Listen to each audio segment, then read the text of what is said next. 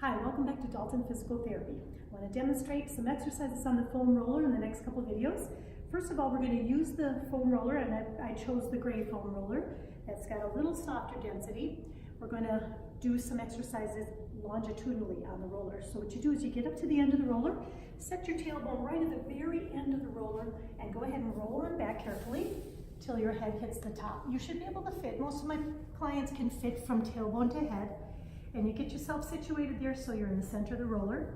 You want to do just a little bit of a pelvic tilt to let your back rest into the roller, and a little bit of a chin tuck to let yourself elongate from tailbone to top of the head, where your spine is nice and straight and lengthened.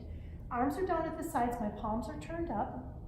And just in this position, I want to just settle in. My legs are holding me up. I'm rolling a little bit, but I'm not trying to do a lot of effort through my legs. They're just sitting there kind of posting me on the roller. I'm going to take my arms and bring them out to the side to a point where I start to feel a little bit of tension.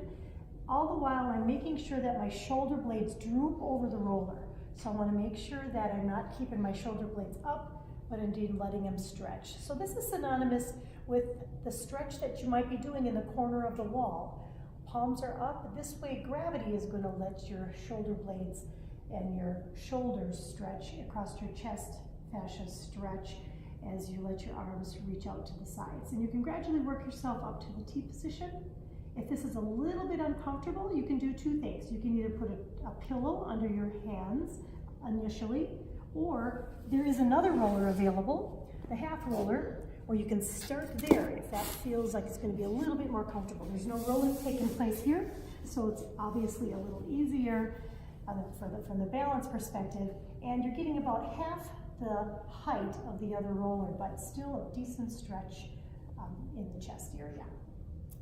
Okay, so give those a try. You could also take a rolled up towel and start there, and then progress yourself to a foam roller.